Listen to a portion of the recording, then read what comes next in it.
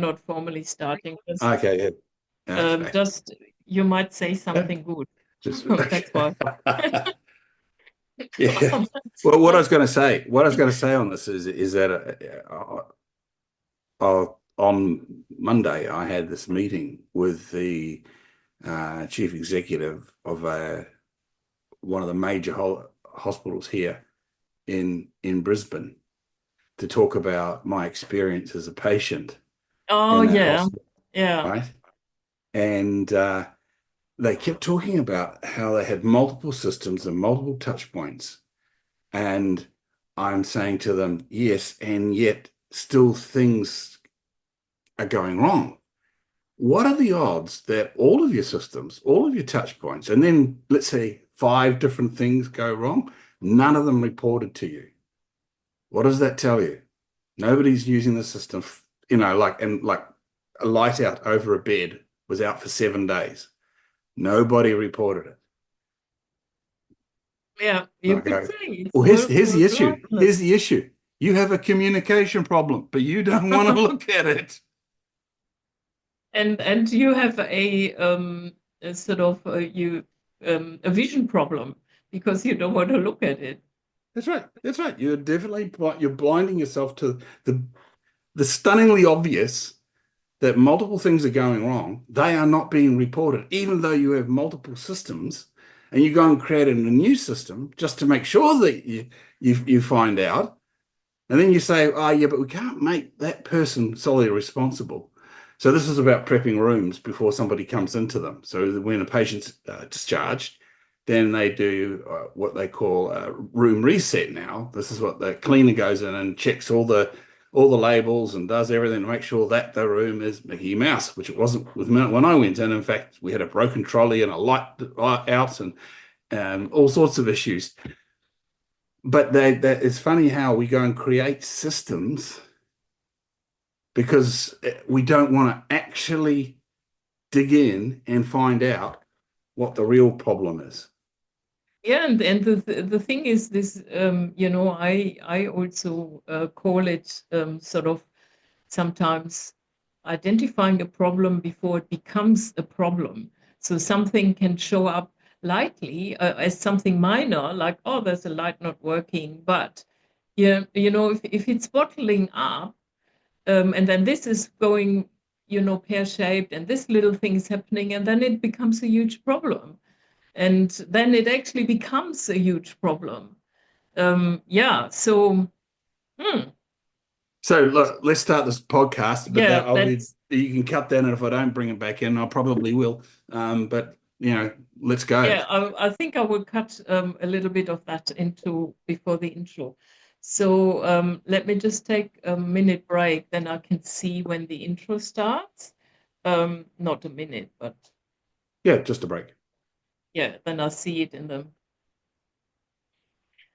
right. So let's get this podcast started with this very cryptic and interesting topic about willful blindness, which you Yes. chose, by the way, so we can blame you. No, I love the topic, and I hope our listeners will love it too, because we have a lot to say about willful blindness and how easy it is to remedy and how bad it can become if you don't look at it. And Mm. please, if you like this podcast, subscribe, like it, share it, leave us a comment. We also, love to hear your feedback. And yeah, let's get started with the program. Well, this is a Well, chronic one, isn't it? This is a chronic problem, Jeff, isn't it? Sorry, well, cut you off there. I love it. You had to I say love the willful topic. blindness, but it's like it's everywhere. When you scratch the surface of it, when you sent me through the notes, I looked at them like, yeah, okay. And I went into my articles, and I've written at least 2 articles there that talk about this as a topic. One is how to avoid groupthink, yeah, how to break through groupthink. Um, That's a good one. We should put the link in the description box below. Yep, we can do that How for to sure. avoid groupthink, is it called? Yeah, how to break through groupthink. Oh Because yeah, yeah. we all want to be accepted. And sometimes we go against our better judgment. Um, and there was a guy, what's his name now? Burns, back in the early 2000 and 2005. He did a study where he put people in an MRI machine to watch their brains and how their brains fired up. When he got them to uh, go along with something they knew to be wrong. Okay, so there was that they were given a choice that they were told, look, the group thinks this. Okay, you agree, don't you? Right? And then the reaction on their brains when they said, oh, yeah, yeah, I agree. Even though they're in their training, they know they have been taught that that is wrong. And the other option was defiance. And the amount of energy that's sparked up in defiance versus compliance, it's so much easier to comply. It's so much easier just to go along with the group think. So And we're turn a literally blind eye. hardwired to do it. We're literally hardwired. Well, So that makes the onus is on us for our awareness. We have to ask the questions. Am I being willfully blind? Is my team telling me the truth? that What? is, I mean, that is such, I mean, a very interesting article. I haven't read that one, so I can only recommend to the listeners to read it.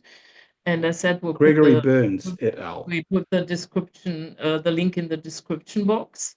Hmm. Um, and the thing is also, I mean, yes, we need to understand we are actually hardwired socially. We're social creatures.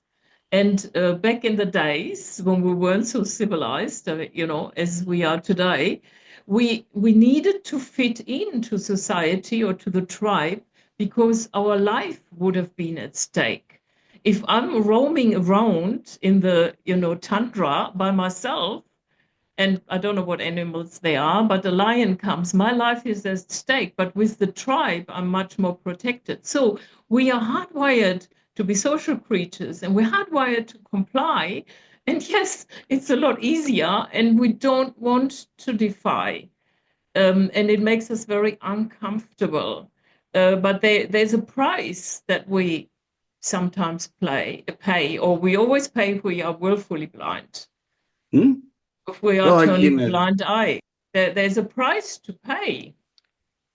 and there's any number of industrial accidents that have been caused by them. Probably there's two that come immediately to mind, both of BP. Their Texas refinery blew up and killed 15 people because of overwork, long hours, and people shortcutting. And nobody ever looks at that. Nobody ever does that check. And it's like, it's a waste of time. Don't do it. Next thing, it explodes. 15 people are killed. And it's found that it's because people have been ignoring an instruction and saying, oh, that gauge is always playing up, right? Interestingly enough, I think 5 years later, they had Deepwater Horizon explosion in the Mexican Gulf, um, and for exactly the same reasons. Exactly That the is, same reasons. And the irony of it is they had to sell the Texas refinery to pay damages for the next explosion. So what does that tell us? That tells us that we have to be structured in our thinking, and particularly when we're working in groups. and especially with these type of enterprises where lives can be at stake, everything, every little nuance that's not right counts, because Mm, you don't know the impact. mm, And I sometimes, I mean, I look, when I started off time ago as a manager, I kind of also thought, oh, I heard something, there was a bit of a problem, and I just thought, oh, maybe it just goes away by itself. No, it doesn't. And while mm, there was no life at stake with this, I learned very quickly the damages. and then, we are under time pressures and other pressures. And then I do get the response a lot also from my clients. They say, I don't have time. The thing is, but if you understand what the impact is, like you've just conveyed, people can Mm. be at stake for a tiny little thing that went wrong. If you understand the impact, all of a sudden the priority goes up and you do have time. Mm. Because I Well, that's right. realized if I miss something, if I hire the wrong person, I am responsible for it and I have to fix the problem. Mm. So all of a sudden, I have time for this. Um, it Much of it this, Yeah, go ahead. much of this, to me, runs around the word vulnerable.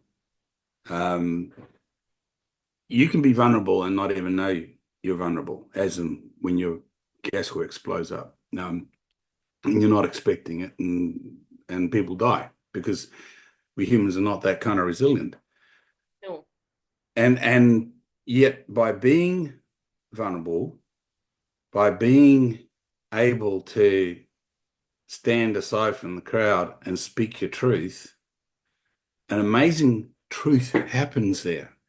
Now, I'm not telling you that every boss is going to want to hear the truth, because that's just, they should, but, should, what can I say about shoulds? Shoulds and musts, and, they just don't. But I think we are challenged as human beings to, if we suspect something is wrong, to continue to ask questions respectfully and actually stand up and try and bring the truth through. If you're getting to agreement too fast in your management committee on numbers of things, what that means is people are following you, your lead. They're following the leader. And it's, oh, okay, right, fine, that's fine, bang, let's move through. No, you need to bring in the cold winds of change. You need to ask for different perspectives and demand that somebody object. Create devil's advocates in your team so as that they ask these questions. And the leadership needs to lead by being vulnerable. How could you start with something along the lines of, I'm not the expert on the front line here. You are. You are the experts. I'm here to learn from you. And you know what else? I'm responsible for your decisions. It's a very uncomfortable place to be, but I'm responsible for making sure you are properly resourced, that you have the tools and the training and all the other resources that you need to do your job and do your job safely and effectively. Because whilst I've kind of concentrated on disasters here, you are walking away from great potential when you fall into groupthink too. Because, oh, we all think it's not possible. We can't do that. Everybody knows that's impossible. Oh, really? And yeah, that comes back to, belief systems, habits. And also, I mean, the podcast channel is called Leading with Influence. And the thing is, if you just stay quiet a lot, you're not very influential. You can't influence by being quiet. Doesn't mean you have to No. say something all the time. But when you feel you should say something, this is also, the training for sort of emerging leaders to then learn to speak up. And that makes you more influential, because when people also realize, oh, they actually have really good comments and feedback, that is a step towards becoming a more mature leader and becoming more influential. And highlighted a really good point, the vulnerability. Vulnerability, being vulnerable as a leader really opens up doors and authenticity, which creates trust. And I've also heard from some leaders sort of that they usually speak last in one of these sort of leadership meetings, and they let everyone else talk because they know they have such an authority, and they don't want to, Hmm. submerge any feedback. So they let, the least experienced start, the least senior, and kind of go through the ranks. So everyone has an opportunity to speak up. And might add importantly to that, Jacqueline, they value everybody's contribution, even if somebody's made a contribution that they later contradict because of their knowledge and time on the job and all the rest of it. They honor truth speaking. They honor people for being vulnerable enough to put their perspective, their genuine perspective on the table, right, wrong, or indifferent. A good leader thanks them and even says, look, when it gets to their turn, they say, I don't think that will work because of this reason or that reason or whatever. But look, thank you for exploring that option. So That's everybody that's that's feels right. validated. And If you're leading that conversation, that's important. yeah, Everybody feels safe.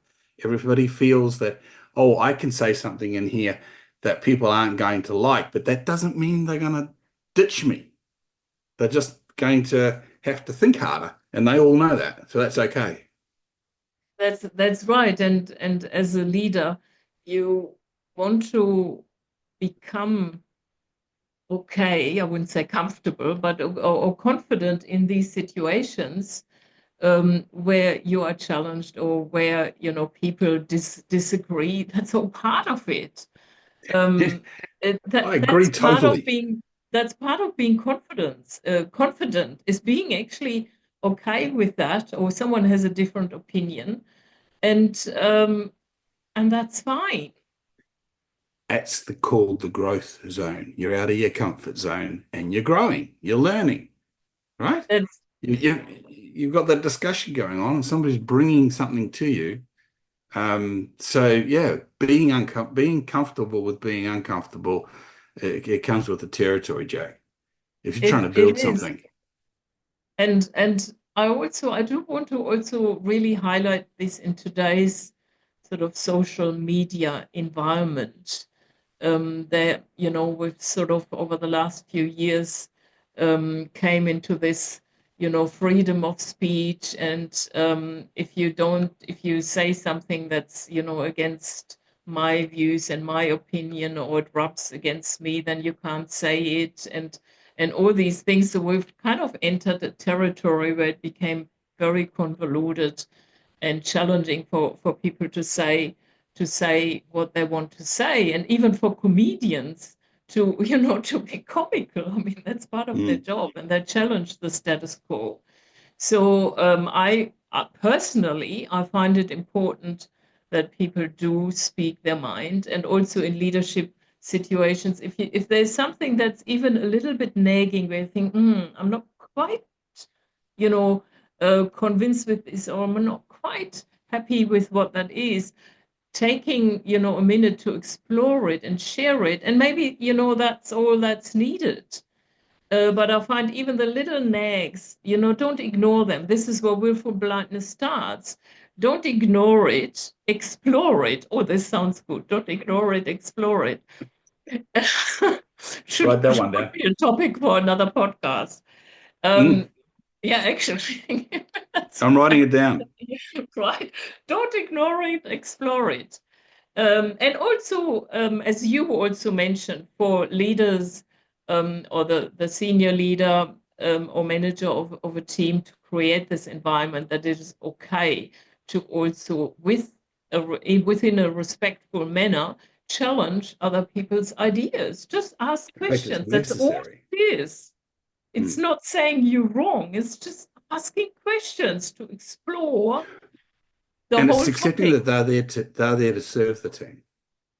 A That's leader is right. always there to serve the team. The act of Yeah. leadership is an act of service. So Yeah. when one wants to lead, one must understand you are in service of that team. They Yeah. are expecting you to serve them by leading them, which means you have to ask the awkward questions. One of the things I want to add to here, I think it was the last podcast where we talked about having difficult conversations and asking permission. We can actually take that one step further, and there's some work around at the moment. I can't put my finger on exactly who's doing the work at the moment, but it's about declaring this is a resilient conversation. People are going to be asked to say it how they see it. So we understand that there are rules of civility that exist in corporate organizations, and for good reason. And I'm not saying we go outside the basic rules, but it needs Yeah. to be a free hit in terms of this is what I think we need to do. What is it? And I don't think that because somebody else is wearing the general manager's badge, that they know everything. I mean, Jack, just on Monday afternoon, I had a meeting with the CEO of one of the biggest hospitals here in Brisbane, the head of nursing, and the head of operations were at that table as well. And we all got there because of my experience as a patient, where multiple things went wrong in multiple systems. And what was interesting in that meeting was they told me, "Oh, well, look, we've now got the system." There was problems in my room when I arrived, so I just had a total knee replacement, so that was pretty interesting. The light over my bed wasn't working. I had a table that was the wheel-in table that goes over the bed table. That's the one. And a wheel was broken on it. There was insufficient equipment for disability little hopper Zimmer frames. When you have your knees done, they get you up and walking that afternoon. So you need the gear and it needs to be your height. So the stuff's all adjustable. When there's insufficient gear, they take it away to use somewhere else. They adjust it to somebody else's height, which is a complete waste of time and money when you're paying nurses 50, 60, $70 an hour. And you've got That's them still running underpaid. around a ward. Yeah, still underpaid, still well underpaid. They're still But underpaid. they're running around the ward trying to find gear that should be available. Anyway, look, Yeah. long story short, multiple things going wrong, and even the ice machine broke down. So I had a Yeah. good I mean, reason. we're not talking eating ice. We're talking, pulling your we- limbs, We're talking, yeah, we're talking. I pain mean, relief. I don't want, yeah, pain relief. Where you put bags of ice around your knees when you do this. Anyhow, it was interesting came out of the conversation was that they had multiple systems for people to report these maintenance issues, Oh, multiple but systems. Okay. And their response was to put another system in, which was which was to say, okay, we're gonna reset the room. So cleaner reset. So when they check everything, everything gets checked. Down, down, down. But we can't make that person personally responsible. We're not blaming them. I said, but it sounds awfully like that. If that person gets it wrong, everybody else is off the hook. I invite you to think no, about it's not this. blaming. If you have multiple systems and multiple people at multiple levels, and the message isn't getting through to the CEO's desk, you Oh, have a communication problem. That's the issue. It's not the physio, it's not the light, it's not the maintenance man, it's not the orderly, it's not the nurse, it's not the surgeon, it's not the physio, it's your problem, Stacey. It's yours. It's yours. And if and it's not yours, that is the problem. But and that was I mean, not up for discussion.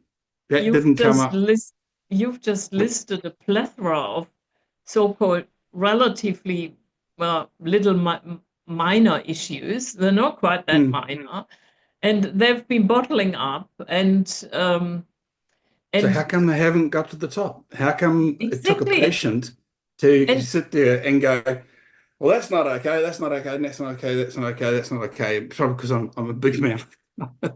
But and also we need, I have the industrial experience to know that this is statistically rubbish, right? and So I know it's rubbish. Not okay. Sorry, Jack. but you're right. And I mean, I get very excited about these topics because I want to be efficient, clean it all up. And I used to work in software development, and I thought, yeah, and then we need a new system. Yeah, maybe get rid of the others, or just use one system and make changes. I mean, one system, that would be already a change. Yeah. And then, I mean, I think that maybe that's my German comes through. German are meant to be efficient. I get that a lot. That, But the thing is that it's so but it makes important in business.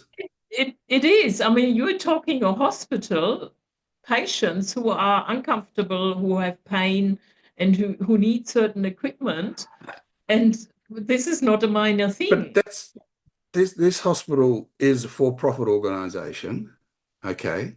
And I don't care whether you're a not-for-profit or a for-profit, because even a not-for-profit has to actually profit, otherwise it can't function. It's really as That's simple right. as that. So effectiveness is super important. Now, when you are running that number, if one patient has that number of touch points, and Mhm. I know you can guarantee that another 10 patients are thinking the same thing or examining the same thing, you're now really hurting your bottom line. Yeah. You literally are having to hire people to haul ice. Like, for example, they had to go and get ice from another ward. And And that's that's I right. could go on about this one, but And this I know. communication issues is where it is. And they don't want to look at it. Why? Because that's the hard question to answer. It's easy to say, oh, look, we've bought more equipment. Yeah, beauty. We've got a maintenance check in place. Got that one. The look, we spent thousands of dollars getting the ice machine going, and I said, look, I care. Well, what does that matter to me? You know, what matters to me is that the charge nurse should have known she could have got ice from the food services as well as the other ward, and that you would have had an orderly bring them up. But that didn't happen. So it's Can, down to can this we? issue of human relationships, but you don't want to look at it. And I must have said it I three or mean, four times. So it's not funny. I just had an idea. You should be running this enterprise. Clean it all up. I mean, I look, our hospital service I here in don't want to be in Australia charge of a hospital. No. is I don't want to bitch about it. My mom has been in hospital a few times. She wouldn't be alive if it wasn't for the hospital. I'm Mm. very grateful. We have a We're pretty very good, lucky, very good relatively. hospital service. But I've seen a lot of hospitals from the inside, not myself because of my mom. And I can see this and I think, oh, can't they just use one tool? I want to go in there and clean it out because it will make the life for the staff so much easier.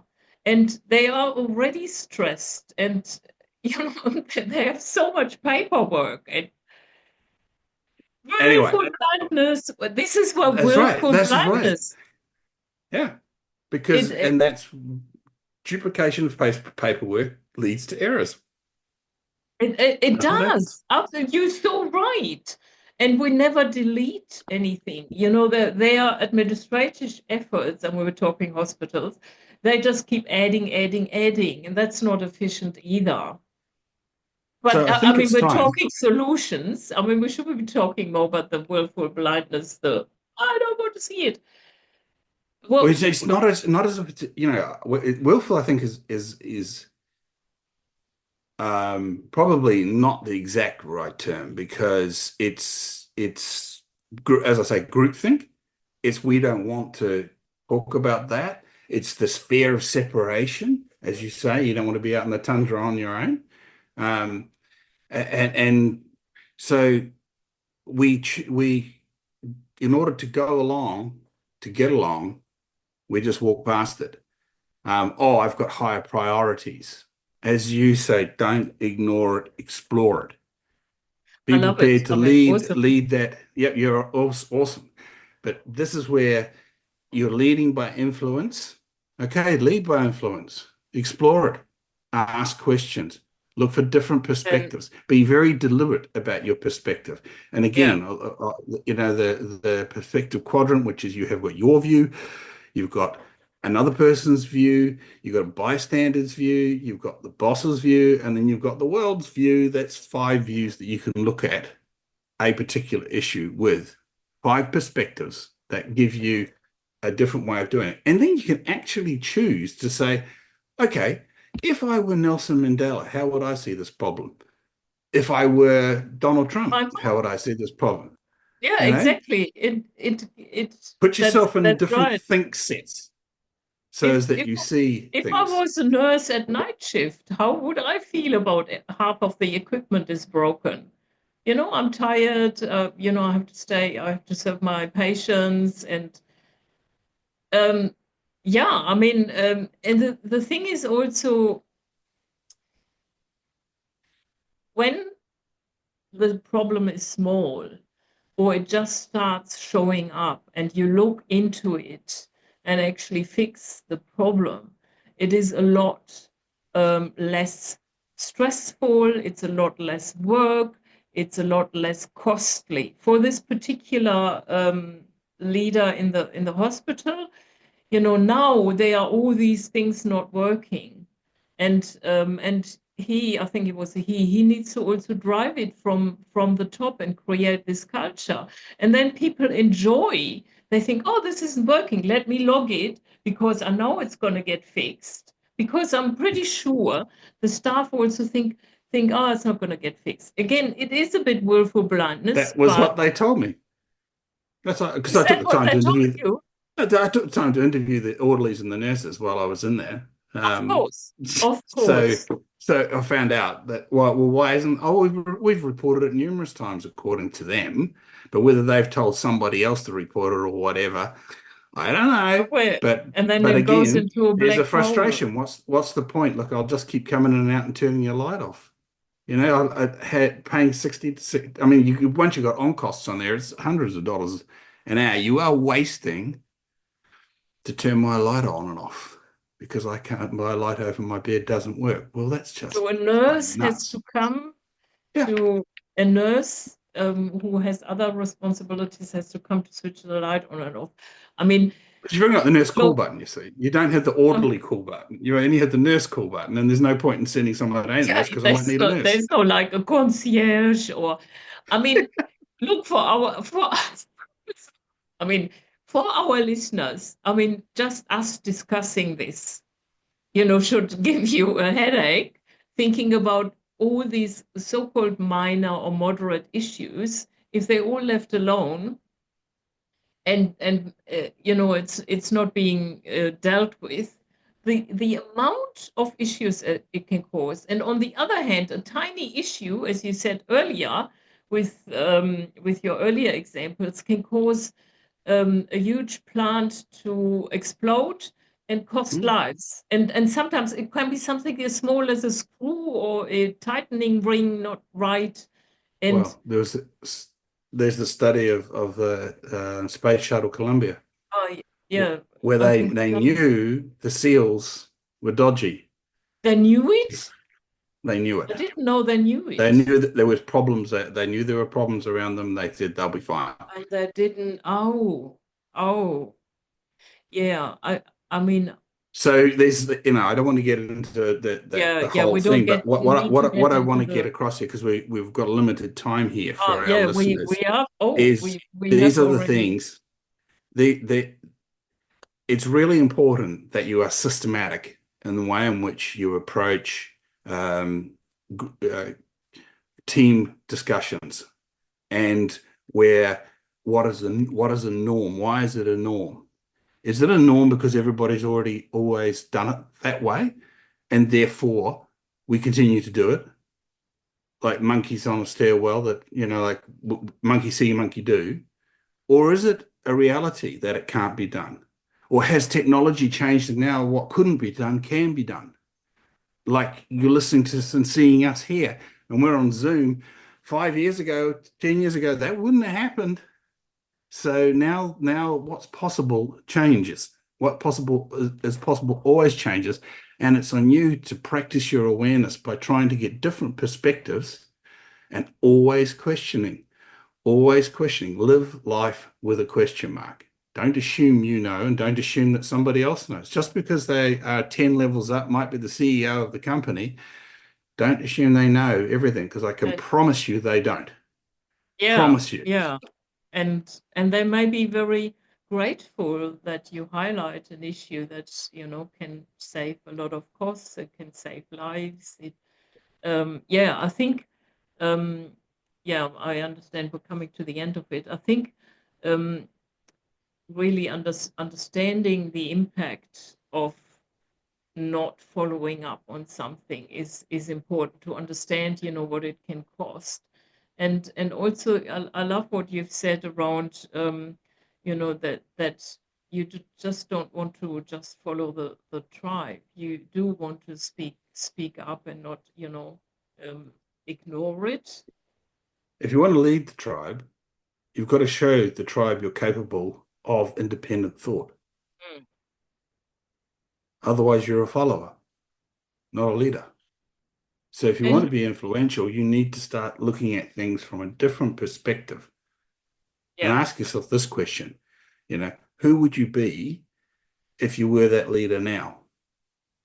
And if you want some help on that, we've got this wonderful being profile and being framework. There's all seriousness. You can go to beingprofile.com and have a look at it. We can be of service and get yourself a good coach. Get yourself yeah, somebody who is going to make you question your perspectives, who's going yeah, to sit there and go, yeah, well, yeah, you say so. And how about something else? What else have you got for me? yeah, What else are we? and And someone's going to dig in and bring your talent to the fore. yeah, And that said, you are responsible for you. yeah, Be responsible around these things. and don't do that. Don't do that. Don't do that. It's too costly. It's And too costly. yeah, and I just want to highlight, if you're looking for a coach, choose us.